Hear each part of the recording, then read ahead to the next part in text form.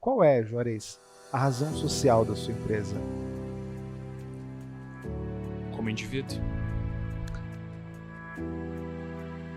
Seja você bem-vindo a mais um Negócios em Foco, seu encontro semanal com o mundo dos negócios. Mais uma vez, seguindo a régua de trazer empresários de alto nível com grande resultado para ajudar você no seu desenvolvimento de carreira e negócios.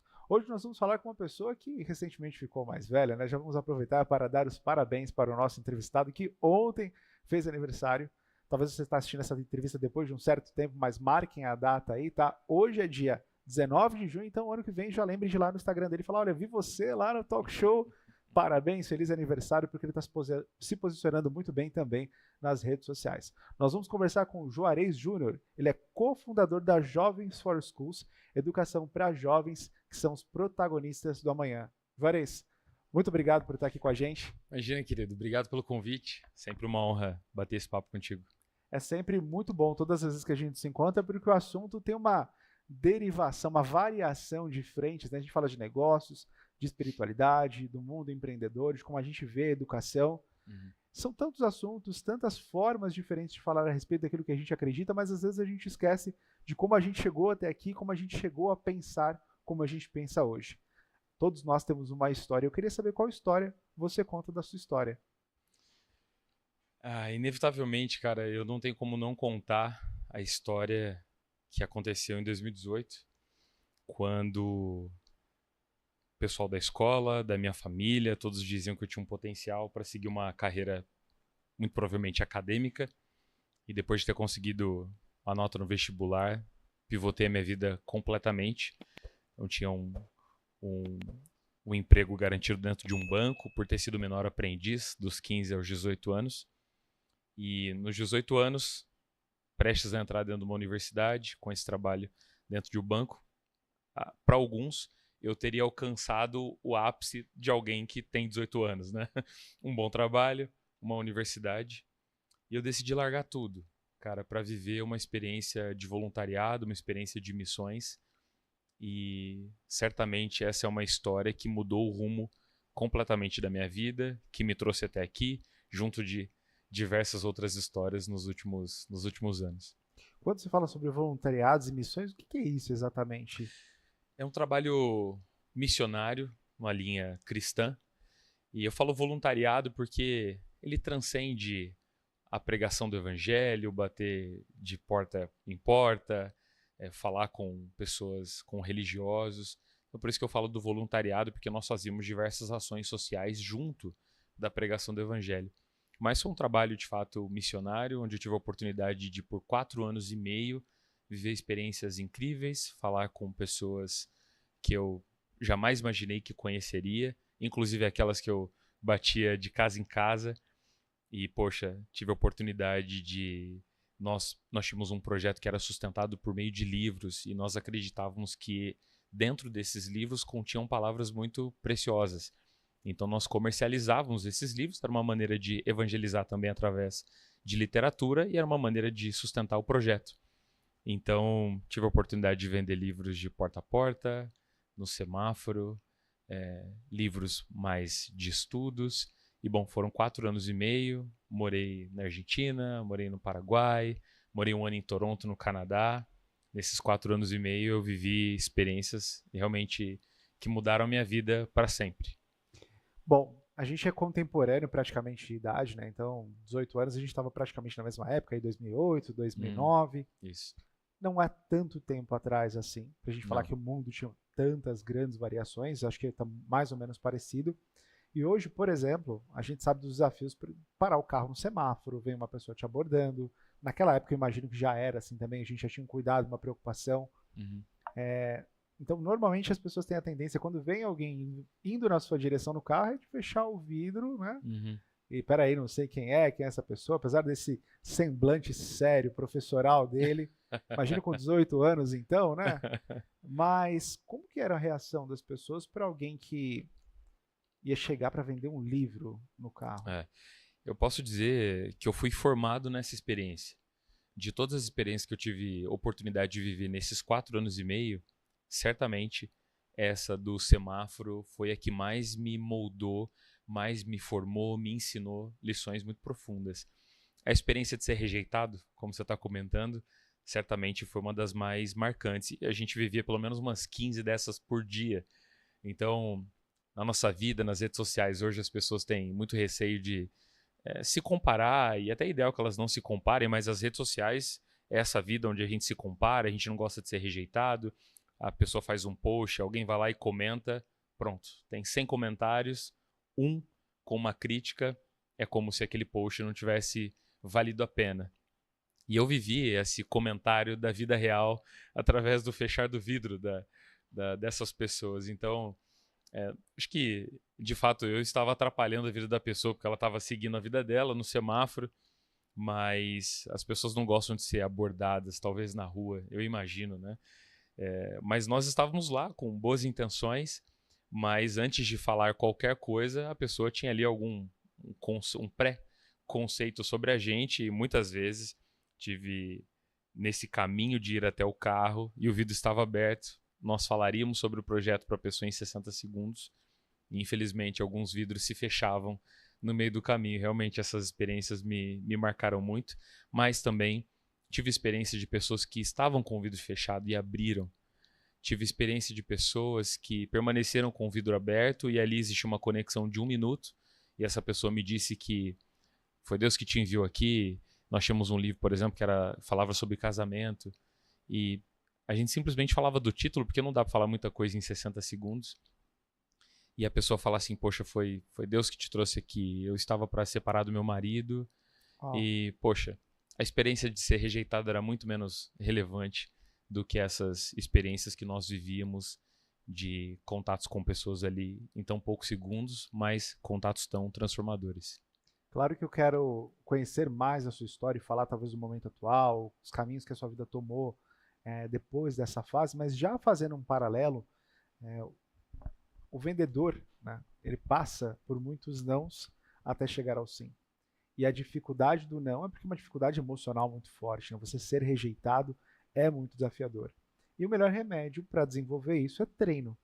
Como que era o processo de treinamento de vocês? Como que vocês desenvolviam isso? Tinha um processo de treinamento?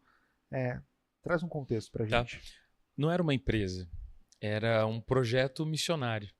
Então, a nossa forma de treinar, é claro que nós tínhamos momentos de discussões, como que nós poderíamos melhorar o nosso discurso, nós tínhamos algumas diretrizes para seguir do ponto de vista de comunicação, o que dizer, o que não dizer. Mas treino mesmo, como a gente vive no nosso ambiente empresarial hoje, não dá para dizer que nós tínhamos um treinamento. O treinamento era de fato na prática. Tomando portada na cara, sendo rejeitado.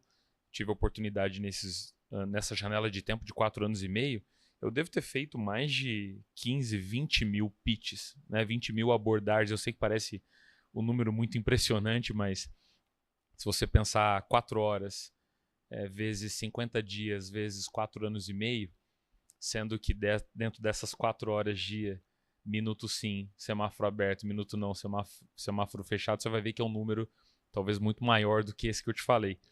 Então, esse de fato foi um grande treino onde a gente podia perceber a cada carro era uma nova história, a cada rejeição era uma nova história, a cada sim era uma nova história. A gente percebia o que funcionava quando vinham 2 mulheres no carro, quando vinha um homem e uma mulher, quando era um casal, quando eram irmãos, se eram primos, se o estilo do carro, eu não sabia, mas eu fazia uma análise financeira de perfil, uma análise arquetípica talvez, hoje eu poderia até dizer, mas eu não sabia nem que existiam esses nomes, que existia ciência por trás do comportamento de vendas. E anos mais tarde, quando comecei minha carreira executiva, a gente vai falar um pouquinho sobre isso, eu fui estudar um pouco mais academicamente os negócios e descobri que algumas coisas que a gente fazia lá atrás tinham nome, foram estudadas, tinha uma metodologia. Claro, não quero aqui presumir que eu já fazia como quem tivesse descoberto, claro que não. Mas muitos dos comportamentos vencedores nós tínhamos pelo hábito, pela prática, pelo treino, e depois isso foi apurado, estudado e fazendo com intenção. Mas foram experiências realmente maravilhosas e o treino era na prática, realmente.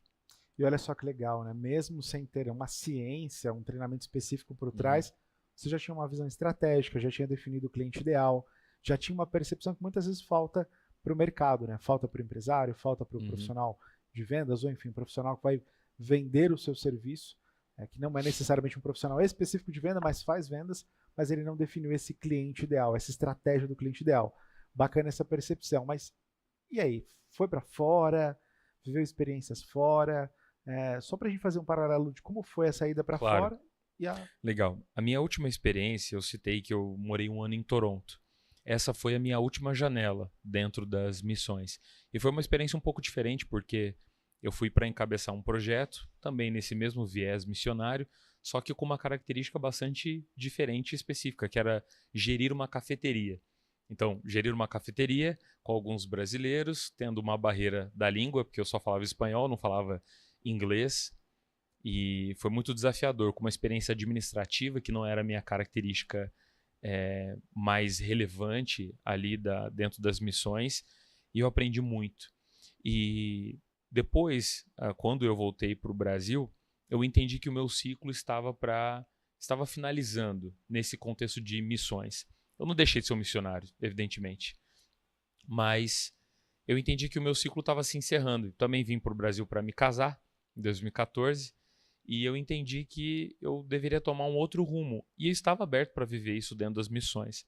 Bom, tentamos retornar para o Canadá já casado, né? Eu tentei voltar e minha esposa iria comigo. O visto acabou não sendo aceito. Entendi que eu deveria permanecer no Brasil. Foi quando eu recebi um convite de uma pessoa bastante importante no Brasil, chamado Dr. Augusto Cury, um psiquiatra conhecido pelos livros que escreveu, pelas teses psiquiátricas, e tive a oportunidade de ter uma conversa com ele, e nessa conversa me foi apresentado um projeto que já existe há 4 anos, liderado e construído por ele, onde ele reunia todo o método científico, somado a outras ciências também sobre a mente humana, desenhado para ser ensinado para crianças dentro de escolas. Então era um programa de inteligência emocional que era comercializado para escolas privadas no Brasil com a intenção de desenvolver não só português, matemática, história, geografia, mas que as crianças, desde a educação de base, tivessem a oportunidade de aprender inteligência emocional. E foi assim que eu encerrei o meu ciclo nas missões, daquela forma, para começar um outro tipo de missão, agora na educação. Isso foi em 2015. Você, talvez nessa sua fase de transição, você desejou viver esse novo processo ou ele aconteceu? Foi algo... Ele aconteceu. Eu desejei viver intensamente uma vida com propósito.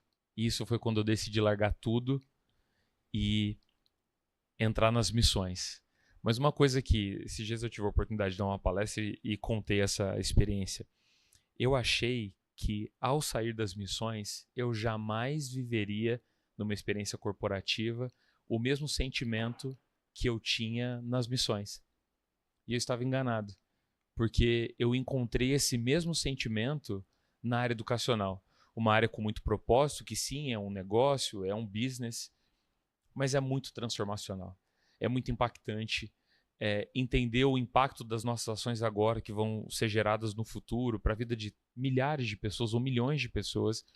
Então foi muito gratificante. Eu não tinha nunca pisado numa escola privada e pisei pela primeira vez quando eu entrei dentro desse projeto. Eu estudei escola pública a minha vida toda, até a 3ª série do ensino médio, e realmente pude continuar vivendo essa vida com muito propósito, mas eu definitivamente não planejei trabalhar com educação. Foi me feito convite e entendi que eu conseguiria continuar o meu ciclo de missões agora na área educacional. Porque a gente fala muito sobre você definir a sua missão, o seu propósito. Para algumas pessoas, é claro, muito cedo, para outras com mais tempo.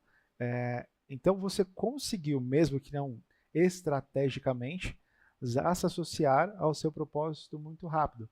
E penso eu que uma pessoa que vive em função da sua missão, sendo missionário ou não, mas ela vive em função da sua missão, ela tem uma capacidade de trabalhar melhor, de se desenvolver melhor e mais rápido, ela tem um prazer maior. Você também tem esse tipo de percepção? Como você enxerga? Eu tenho. Eu vou fazer um pulo gigantesco de 2015, quando eu entrei dentro do mercado educacional, para ontem, conversando com parte do meu time em dos meus negócios. Eu fiz aniversário ontem e eles fizeram uma surpresa para mim no final do dia e eles entraram numa call, uma pessoa me chamou, falou: eu queria falar rapidinho com você, e aí eu entrei na call, tava todo mundo lá. Parabéns para você cantar, e pediram para fazer um discurso. Eles gostam de me ouvir lá, eu falei: tá bom. Aí falei por 8 minutos. E eu fui tomado por um sentimento que eu vou tentar resumir aqui em 2 minutinhos, mas eu fiquei em silêncio alguns segundos e disse para eles: vocês ouviram até aqui das empresas que eles buscam dar um sentimento para o time, para os seus colaboradores, de que aqui nós vivemos como uma família. Isso é mentira. Ai, aquele silêncio, né? Vamos ver ele tentar consertar esse racional. E o resumo dessa história, para não me delongar, é que a família é vivida em casa. No trabalho, nós não somos uma família, quando a gente compara a família da nossa casa.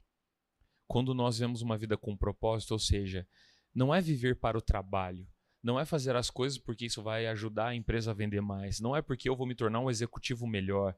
Se as pessoas têm essa finalidade ou esse objetivo como sendo a linha de chegada, elas vão fracassar no meio do caminho, porque isso não é sustentável. Uma ambição, ela pode mudar de rota no meio do caminho, ela pode ser fragilizada por contextos de vida.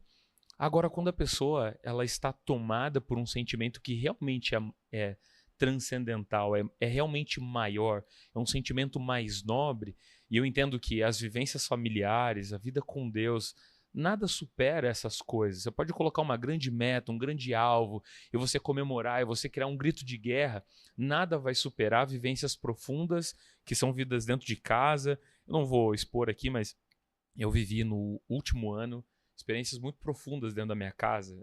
Resumindo, perdemos 2 filhos, nós passamos por situações difíceis. Minha esposa acabou de descobrir um tumor que é benigno agora no ouvido. Estamos fazendo uma série de exames. Provavelmente a cirurgia vai acontecer em agosto. Cara, que mané vender? Que mané meta? O que é isso?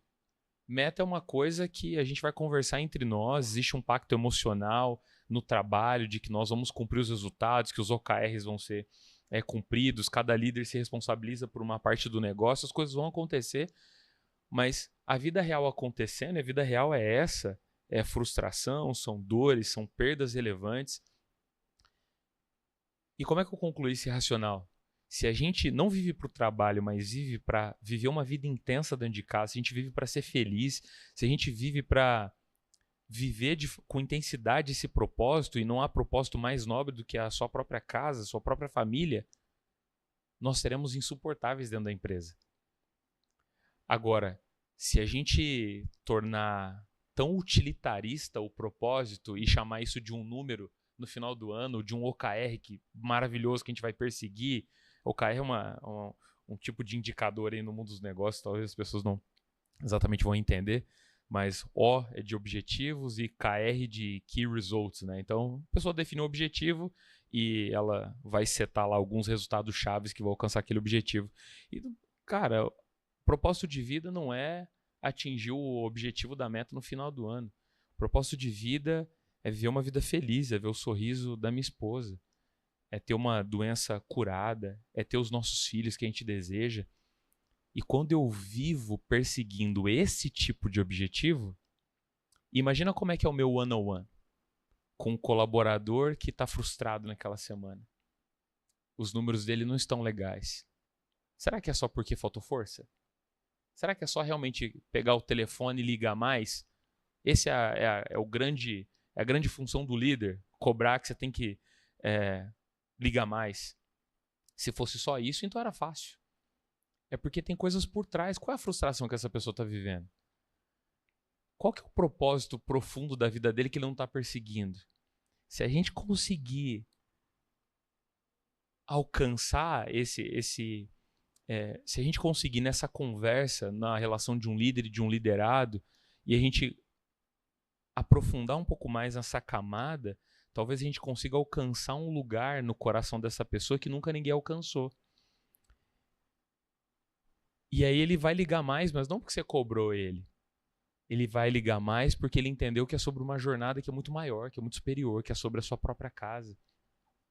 Então, é um raciocínio um pouco complexo. Eu estava bastante emocionado ontem e falei um pouquinho com ele, tentei traduzir um pouco do sentimento aqui. Mas a sua pergunta era como que na prática a gente vive com esse propósito. Para mim é isso.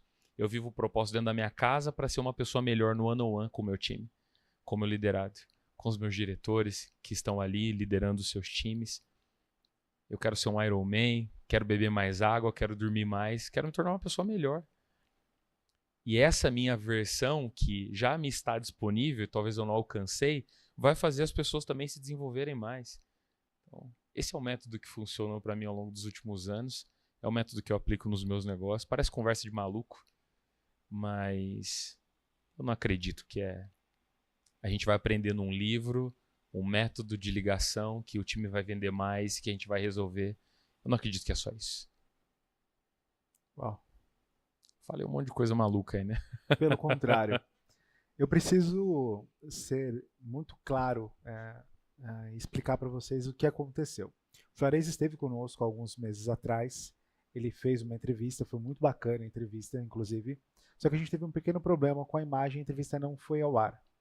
Eu pedi solenemente ao Juarez que pudesse estar conosco novamente, porque foi um episódio realmente muito marcante, foi muito bom. E ele atendeu. Ser humano extraordinário, uma pessoa iluminada, uma pessoa abençoada que eu tenho o prazer de ter aqui. Mas aquela conversa teve um rumo totalmente diferente. E o que está acontecendo aqui agora tem outra concepção. Parece que não é o mesmo assunto. Então uma outra entrevista. Certamente nós perdemos por não ter tido ela naquele momento no ar. Publicamente peço desculpas mais uma vez, mas nós estamos ganhando muito por ter mudado. Porque o que você disse agora é a grande missão que vibra nos nossos corações aqui, de fazer com que os empresários e os líderes entendam que se transformar em um ser melhor, torna ele melhor. E, consequentemente, desejar transformar o time muito além do trabalho, fazendo com que eles sejam melhores maridos, com que eles sejam melhores filhos, com que eles sejam melhores pais, com certeza transformará ele em um colaborador melhor. Então, obrigado por ter trazido esse conceito, sabendo que você é uma pessoa de tanto sucesso hoje no meio profissional, está tão bem posicionado com essa filosofia, já faz com que talvez aquele incrédulo que já ouviu isso alguma vez, ou talvez aqui no nosso programa, ou enfim, de outra forma, que ele consiga mais uma vez perceber que existe sim um método para as coisas darem certo. É tornar-se melhor todos os dias. É isso que eu acredito. Eu finalizei o discurso ontem falando assim, eu não quero que vocês alcancem a meta de vocês. Aí o líder da área quase surtou, né? Falei, calma, eu quero que vocês sejam felizes. Eu quero que vocês vivam uma vida com intensidade, uma vida de verdade. E isso vai credenciar vocês para viverem também com intensidade nos negócios. Vocês serão profissionais ainda melhores, mais competentes. Então eu acredito demais nisso, cara. É o que eu faço. Tem muito método, tem muita... óbvio, usamos os melhores indicadores possíveis, usamos os melhores métodos que funcionam nos negócios, mas existe um método que é superior, que é uma conexão humana. O contrato social, aquele que se escreve com caneta, ele não vale nada quando o contrato emocional ele é quebrado. Um casamento ele não se encerra quando é assinada uma carta de divórcio. Um casamento se encerra quando a linguagem já não é mais a mesma, quando o brilho nos olhos já não é mais o mesmo, quando a relação já não é mais a mesma. No mundo dos negócios é exatamente a mesma coisa. Não é quando uma carteira de trabalho é assinada. É quando, no processo de contratação, existe uma conexão tão forte que essa pessoa assinou um contrato com a alma dela. É por isso que ela não vai sair. Não é porque tem um FGTS em jogo ou uma multa rescisória que ela, poxa, você tem que me demitir. Eu quero sair, mas vai ter que me demitir porque eu quero. Quantos líderes de negócio se veem nessa situação com conversa desse tipo? É porque um contrato emocional já foi quebrado há muito tempo. Então, essa filosofia de negócios que eu vivo hoje, e eu aprendi isso lá nas missões. Essa foi uma grande universidade e venho trazendo isso ao longo dos últimos anos. Se você me permite me apropriar um pouco do que você disse, eu até Claro. anotei aqui, uma equipe feliz, ela não bate meta, ela bate recordes. Eu acho que se a gente pudesse talvez trazer isso de uma frase de impacto, porque eu sei que as pessoas em casa adoram frases de impacto, né? Uma Quem equipe não, feliz, ela quem não não bate. gosta? Quem não gosta, né? É, Uma equipe feliz, ela não bate meta, ela bate recorde, porque a meta talvez é algo que disseram para ela que ela pode chegar. O recorde é algo que ela não sabia que ela era capaz. exato. Mas ela tá feliz para isso. E quando a gente é feliz, o que a gente não faz, né? A gente faz a receita mais gostosa, o almoço mais gostoso, faz a melhor recepção em casa, faz a melhor festa, mesmo que seja um bolinho e um copo de água, mas a melhor festa para o filho, porque existe felicidade. Quando a felicidade vai embora, o que que resta? O que que resta? É, Então acho que a felicidade é o nirvana, é a capacidade de transcender, era o ir além. E só pessoas felizes conseguem. total. E é isso que valida um líder numa relação com liderado, no one-on-one que eu estou dando tanto aqui como exemplo. Esse one-on-one que o líder que está assistindo, né, o empresário que está assistindo o podcast agora, muitas vezes ele se vê num one-on-one frio, uma reunião fria. Ele precisa cobrar alguém. O resultado está abaixo.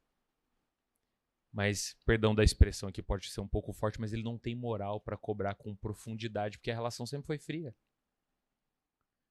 Como é que eu vou resgatar uma coisa profunda se essa camada nunca foi acessada? O máximo que eu posso fazer é olhar para o indicador, falar que está baixo e o que precisa fazer para a semana que vem estar diferente quando a gente voltar para o próximo one-on-one. Não vai resolver. Então, a vida empresarial é um eterno assinar desse contrato emocional. Todos os dias, com o olhar do bom dia, na mensagem, no áudio que muitas vezes o pessoal deixa de mandar, mas que tem tom de voz, que é carregado de passionalidade. E aí o pessoal gosta mais de escrever, afinal não tem muito tempo. Mas se eu não tenho tempo para o meu time, eu vou ter tempo para quem? Então, esses são racionais que eu tive a oportunidade de adquirir no meio da jornada missionária e que eu venho trazendo para o mundo dos negócios, tanto na minha carreira executiva, quando passei a ter os meus próprios negócios também. E gosto muito de falar disso. Se deixar aqui, se eu não trocar a pergunta, eu vou ficar falando isso até meia-noite. E eu acho que é isso que os nossos espectadores, né? Os nossos internautas, né? Eu ia falar telespectadores, né? Como se eu estivesse na TV. Mas os nossos espectadores, eles precisam ouvir, porque existe tantas falácias no mercado, existe tanta consultoria que, na verdade, Total. não consulta nada, né? Lê um livro e não vivenciou uma experiência, não entende da cabeça humana, do sentimento humano. E eu digo para você que uma fase da minha vida foi nesse sentido, né? Eu fui treinador de vendas por bastante tempo e eu ensinava, talvez você empresário, líder aí, deve passar pelo mesmo. Eu ensinava muito. E eu mostrava, tentava fazer o exemplo, vendia às vezes para mostrar como fazer o processo de vendas, a pessoa se empolgava, mas ela não mudava. Ela ia 2, 3 dias, usava as mesmas técnicas, depois ela voltava para o estágio normal. Na época, eu fiquei um pouco afastado, inclusive, da igreja no período. Então eu não tinha para quem recorrer, né? Para quem perguntar. Eu fui começar a ler técnica, e aí eu bati no coaching, né? Que hoje, infelizmente, as pessoas às vezes têm uma percepção incorreta, por muita gente que fala mal a respeito disso, mas o coaching basicamente ele fala sobre comportamento. Como você vai sair do ponto A para o ponto B. Esse meio de onde você está para onde você quer chegar é só mudança comportamental. E aí me veio a sacada. Eu falei, cara, as pessoas precisam mudar o comportamento. Não é a técnica, não é a ferramenta, porque no fim das contas, você empresário, faça o teste. Chega no seu vendedor, talvez até o pior do seu time, ou qualquer outra posição. Pergunta para essa pessoa o que ela acha que deveria ser essencial para ela ter o melhor resultado na posição dela. Ela vai falar provavelmente algumas técnicas, algumas coisas que ela sabe. O problema é que ela não pratica. Depois que eu entendi que era o comportamento que precisava ser mudado, aí o jogo virou. O resultado começou a mudar. E aí realmente fui para a área da consultoria, voltado para a mudança de comportamento, para depois ensinar a ferramenta. Tornar a pessoa melhor para ela desejar a mudança. Eu sei que você foi consultor por um período também, né? Fui consultor. Eu vivi uma carreira corporativa. Essa empresa que eu trabalhei, ela foi adquirida por uma outra empresa listada na Bolsa de Valores americana. Dei um salto na minha carreira bastante grande em relação a métodos, a tamanho e relevância de business. Aprendi muito nesse processo. E eu pedi demissão para construir meus próprios negócios. E um dos primeiros negócios que eu fiz, acho que é quase que uma... assim como 1 mais 1 é 2, boa parte dos executivos que acabam encerrando o seu ciclo como CLT ou como executivo abre uma empresa de consultoria. E comigo não foi diferente. Então eu tive a oportunidade no início de 2022, e fiz isso até alguns poucos meses, onde eu tinha alguns contratos vigentes. Hoje eu já não, infelizmente, porque eu amo dar consultoria, amo dar instrução, ajudar, dou conselhos para amigos empresários até hoje, mas tem alguns poucos contratos vigentes ainda. Mas eu tive uma empresa de consultoria, né, e principalmente no primeiro 1 ano e meio, logo após o pedido de demissão, e percebi que essa é uma realidade de quase todos os empresários que precisam disso aqui que a gente está conversando, precisam melhorar os seus métodos, com certeza, precisam de instrução, mas precisam também de paixão, de entendimento, de clareza, de assinarem contratos sociais com o coração, com seus colaboradores, porque não o fizeram ainda, por isso que a relação muitas vezes é fria, por isso que não tem nem peito para cobrar, porque não tem camada profunda ali, é só um combinado.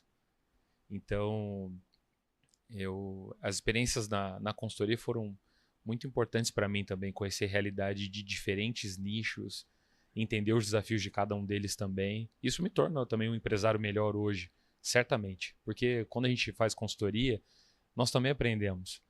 Aprendemos por nos ouvir falar dos métodos que estão vivos dentro da gente. Quando a gente dá instrução, pelo menos funciona assim comigo, né? Eu aprendo mais, aquilo fica ainda mais vivo dentro de mim. Mas a gente aprende também com as experiências, com as experiências de sucesso dos clientes. E foi uma jornada também, apesar de curta, bastante interessante. Eu vou fazer o promotor aqui, tá? Eu vou assumir esse papel, como se eu não acreditasse nisso. Juarez, as pessoas vão ficar mal acostumadas na minha empresa. Se eu for muito carinhoso, assim, se eu for muito apaixonado dessa forma. Eu já ouvi de alguns outros empresários que trataram a equipe assim e perderam o respeito. E aí? Se o respeito dependesse de cara fechada, da mesma maneira que quando fazem essa pergunta, e ela é honesta, porque cada dia é uma pauta, cada dia tem um clima diferente. O coração ele é sempre o mesmo, bem intencionado, puro, o máximo possível, mas o semblante, a forma, o tom de voz, ele é modulável. Há dias que são dias de guerra e tem dias que são dias de paz. O coração é sempre o mesmo, na guerra e no dia de paz, que é o coração. Qual que é o emoji? Se eu perguntar para alguma pessoa do meu time, qual que é o emoji que o Juarez mais usa? O coração pegando fogo. Esse é o meu emoji da empresa, para tudo. Bater meta, emoji de coração. Fizemos tal coisa na empresa lá, emoji de coração. O coração sempre está queimando. A linguagem, às vezes mais dura, às vezes alegre, às vezes mais contente, às vezes em dias tristes também. As pessoas confundem isso. A linguagem muda, todo dia.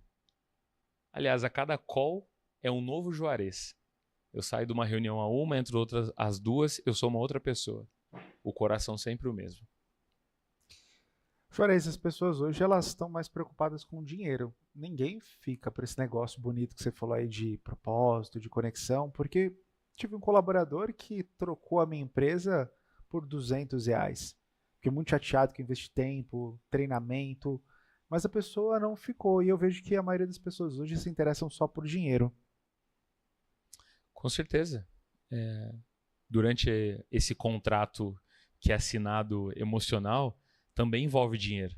Envolve salário, envolve renda variável muitas vezes para o time, mas o que faz a pessoa perseguir incansavelmente aquele resultado não é só um valor monetário no final. Porque se fosse, todo mundo conseguiria. Se o valor monetário fosse suficiente, todos bateriam. Todos bateriam. Ah, não, mas aqui na nossa empresa a gente paga menos mesmo. Então ajustem isso, pelo amor de Deus, né? Porque só conversa fiada, coração quente e pagando mal, esse coração tá frio. Só o emoji tá quente, mas o seu coração tá gelado. Então tem que pagar bem, as pessoas têm que enriquecer. Eu brinco em conversas mais íntimas com algumas pessoas que a gente tem mais liberdade na empresa, quando as pessoas perguntam, Juarez, qual que é a sua missão? Eu quero enriquecer o fulano. Eu quero enriquecer. Aí eu falo o nome de um diretor. Eu quero que eles fiquem ricos. Eu quero que eles enriqueçam. A empresa precisa ser uma máquina de prosperidade para os clientes que consomem, que são transformados por aquilo que eles esperavam da solução e a solução entregou.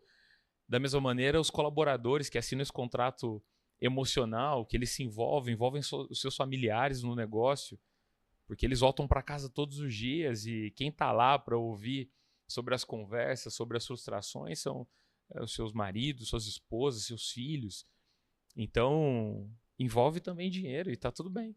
Não é só as pessoas serem melhores no meio do caminho.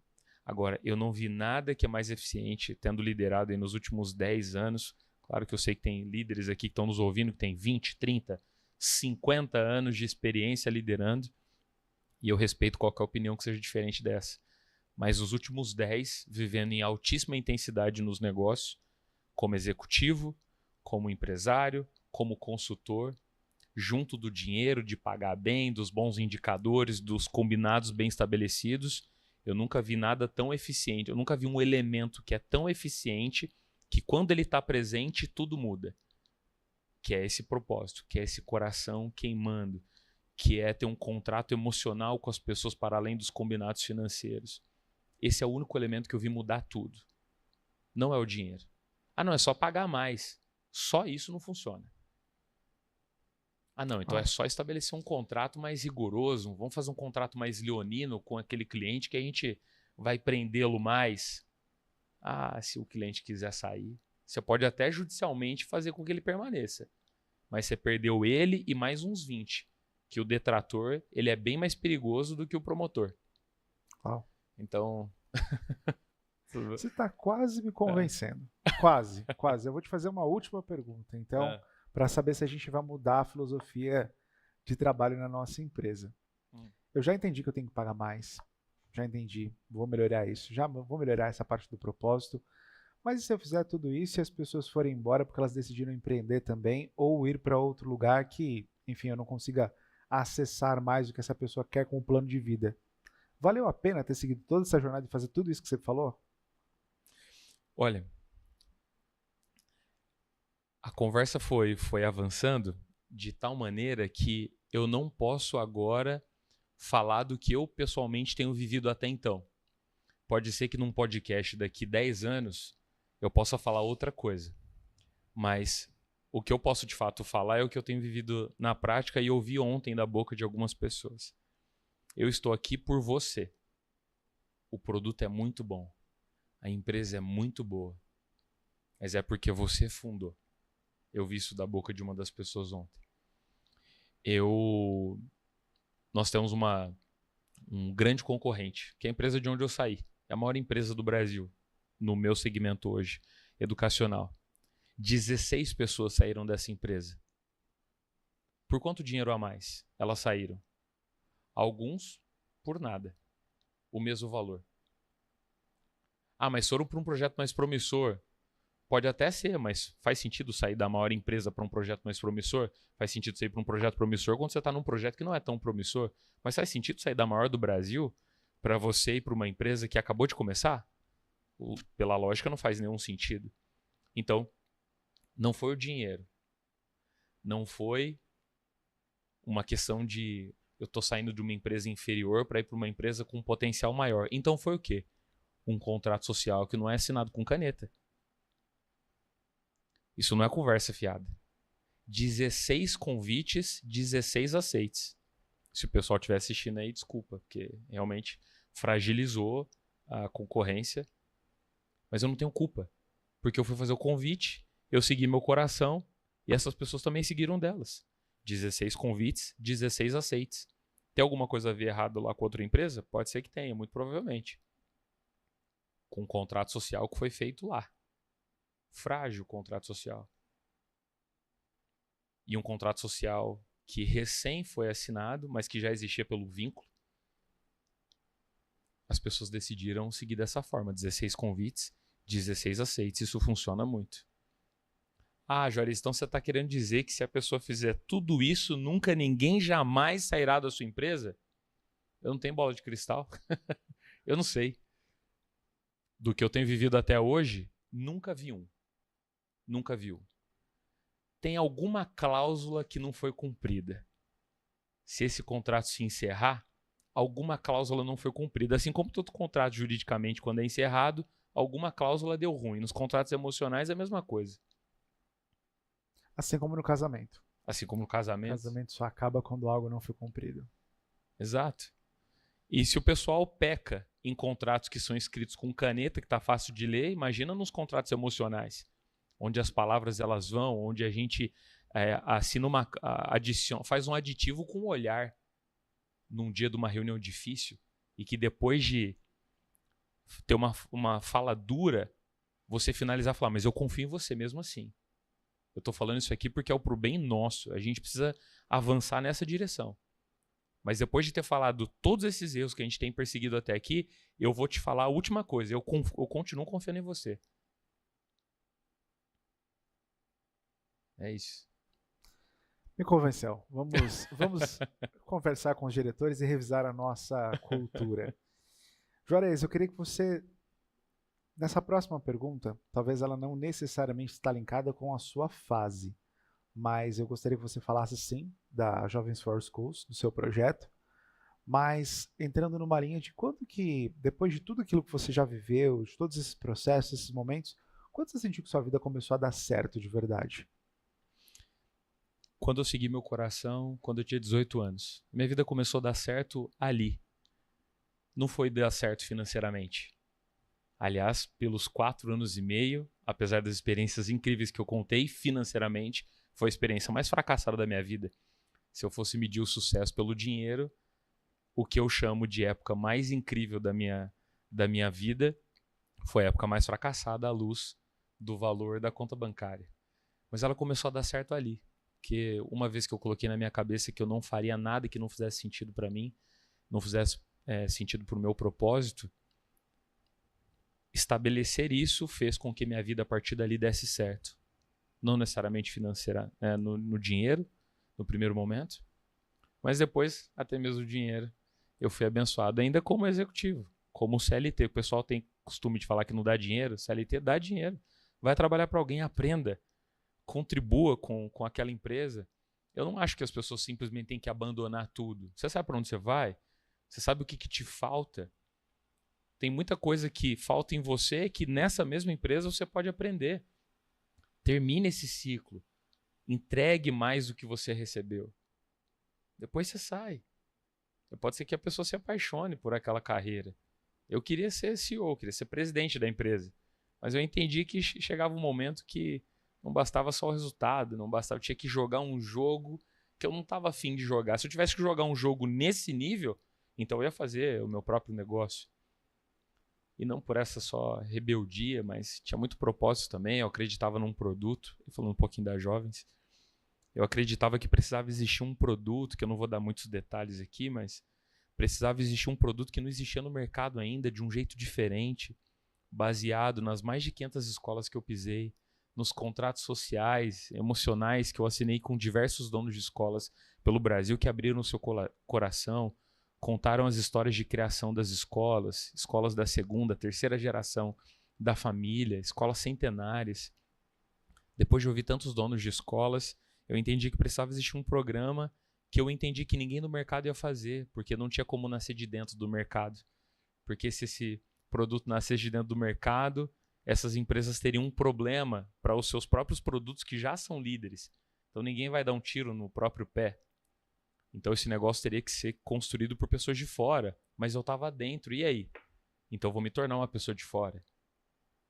E aí finalizei, como o pessoal costuma dizer, me joguei do helicóptero, descobri no meio da queda como é que abriu paraquedas. E chegamos. Hoje temos um negócio que é a Jovens for Schools, junto com o Thiago Nigro, com o Breno Perrucho. Tem um outro uma outra empresa também, que é a Cúpula, que é um programa de mentoria para escolas de elite no Brasil, em sociedade com Wilton Soares, que é um dono de escola que eu admiro, super vencedor, tem mais de 6 mil alunos dentro das suas escolas próprias. Então, os meus negócios todos estão envolvidos na área educacional, porque eu entendi que meu propósito estava nisso. Não está no mercado educacional, está nesse contrato social contínuo que eu continuo assinando com clientes, com fornecedores, com parceiros, com colaboradores. E eu entendi que a educação é um ambiente muito fértil para esse tipo de coisa. Que bom que nós chegamos então nessa clara evidência do seu propósito através das empresas. Mas ainda assim, muitas vezes o empresário ele tem uma ideia do que ele gostaria de fazer, mas quando ele abre o negócio precisa ter algo a mais. Além daquilo que somente ele queria fazer, precisa ter mais identidade. Porque agora já não é mais casar apenas com a visão dele, mas com a visão de um time, de um grupo, de uma equipe. E, na verdade, não é que o propósito dele era incompleto. Na verdade, não é que o propósito dele estava errado. Ele só era incompleto. Porque precisava de mais pessoas para enxergar tantos outros caminhos. Por isso que existem empresas que abrem diferentes frentes de trabalho, porque ela percebe que ela pode ajudar, através daquilo que ela faz, muitas outras áreas, muitos outros negócios, muitas outras frentes. Então, esse propósito ele se torna ainda maior, ele se torna expansível, porque as pessoas começam a participar. E essa pergunta que eu faço é sempre para entender o que de fato a empresa está fazendo, o que de fato a empresa quer transmitir, como ela gostaria que o mercado a percebesse. Se tivesse que fazer um pitch de 60 segundos num vidro que vai fechar ou não, como você falaria talvez a respeito da razão social da sua empresa? Qual é, Juarez, a razão social da sua empresa? Como indivíduo. Como indivíduo? Existe uma empresa social que é o meu CPF. Essa é a empresa mais importante. E a junção de vários CPFs faz CNPJs nascerem. A razão social do Juarez é governar sobre todas as coisas. Esse foi o recado que Deus deu quando criou o homem, né? Ser de fecundos, multiplicáveis, encher a terra e sujeitar. Esse governar não é sobre política, mas é dominar todas as instâncias da nossa vida. Essa é a razão social do CPF, no caso do Juarez, e perdão pelos erros, a mistura da razão social com o CPF. Dos meus negócios é ser uma máquina de transformação de vidas, onde as pessoas elas entram para ganhar mais dinheiro, para aumentarem seu salário, para alcançarem suas metas, os seus objetivos, e elas saem transformadas ali. Pessoas mais felizes, maridos mais plenos, esposas mais contentes, realizadas, filhos inspirados. A razão social dos meus negócios é isso. Se eu pudesse resumir dessa maneira, eu diria que é uma máquina de transformação de vida. Assim como uma pessoa quando entra dentro de um rio, a pessoa já não é mais a mesma e o rio também não. Então, quando as pessoas entram dentro do meu negócio e quando o nosso negócio entra dentro da empresa das pessoas, as pessoas já não são mais as mesmas e nós também não. A razão social do meu negócio é isso, é gerar essa transformação. Eu não sei se você caiu de paraquedas aqui no Negócio em Foco. Talvez esse tenha sido o primeiro episódio, a primeira entrevista que você assistiu, ou você já nos acompanha desde os primeiros episódios. Eu sempre tive a preocupação de que quem nos assistisse tivesse a chance de experienciar uma forma diferente de ler os seus negócios, e eu tive medo em alguns momentos de talvez a gente ser muito repetitivo, das pessoas que sentam aqui falarem exatamente a mesma coisa, e esse medo passou. Porque se essas pessoas falarem exatamente a mesma coisa e são pessoas de sucesso que sentam aqui, é porque você, na verdade, precisa não sair buscando o novo, mas aprender a fazer a mesma coisa muito bem feito até que você prove do resultado extraordinário que te permita inovar. Fazer o básico bem feito é o que o Juarez e tantos outros empresários disseram aqui. Cuide das pessoas, cuide de si próprio e cuide verdadeiramente com intencionalidade de fazer o bem das pessoas do seu time. Qual é o tipo de desafio que a pessoa aí na sua empresa está vivendo, que você, empresário, tem a capacidade de ajudar ela a resolver. E muitas vezes, eu diria que a maioria delas não é dinheiro. Não é o vale que talvez ela tenha te pedido porque ela está totalmente apertada na vida, mas é a falta de educação financeira que ela tem, porque ela nunca teve acesso a essa informação. Ela já vem, a Bíblia fala sobre maldições hereditárias, ela já vem de uma família que não deu certo. E talvez você, por ser um empresário, e talvez você seja quem rompeu um ciclo da sua família, pode ensinar essa pessoa a ser melhor. E tudo bem se em algum momento, depois de você ensinar tanto ela tome a decisão de empreender, você já cumpriu um grande papel. Talvez você tenha um sócio, talvez você tenha até um concorrente, mas existe prosperidade e abundância para todo mundo que toma a decisão de, com o coração, verdadeiramente ajudar as pessoas. Então, se você ouviu nesses mais de 40, talvez o Juarez seja a mais de 50, né? Porque nós temos algumas entrevistas ainda antes dessa que aparecerão aqui no nosso canal. Então, você está assistindo o episódio 52, já não tem a certeza do número claro. Mas se você já ouviu mais de 50 vezes exatamente a mesma coisa, é porque existe sim um caminho para você seguir, para você abençoar a vida de outras pessoas e, consequentemente, o seu negócio ser abençoado. Essa é a grande missão do nosso talk show, ajudar você a experienciar algo diferente das bocas das pessoas que passaram aqui, que sabem o que estão falando, porque elas praticam e fazem isso todos os dias. Elas não apenas leram no livro, não viram apenas no filme, mas elas vivenciam isso nos seus negócios. Quero agradecer demais o nosso grande patrocinador, a Náutica Digital, um espaço muito abençoado aqui em Alphaville, para mais de 130 pessoas sentadas. Você pode fazer os seus eventos, palestras, workshops, talk shows, podcast. Então venha conhecer a Náutica, o nosso endereço postal está na descrição do vídeo. Fale com a gente diretamente, caso você queira talvez assistir uma entrevista presencial, conhecer o nosso espaço ou, quem sabe, ser um entrevistado e contar a sua história. Quero aproveitar também para deixar o aviso, né, que todas as redes sociais do nosso convidado estarão aqui na descrição do vídeo. Como eu disse, ele está retomando aí o posicionamento no Instagram. Talvez quando sair essa entrevista ele já seja um influenciador digital dos negócios, né? Assim como o grupo que está com ele, Primo Rico, a gente conhece, o Breno Perrucho, são relevantes também. Eu tenho certeza que ele será, porque a mensagem dele é muito forte. Aqui nos bastidores a gente brincava que se ele não sair no Instagram para falar, já já a mula vai fazer o Instagram e vai aprender a falar também, né? Porque o que esse cara tem para falar tem que ser solto aí nas redes sociais.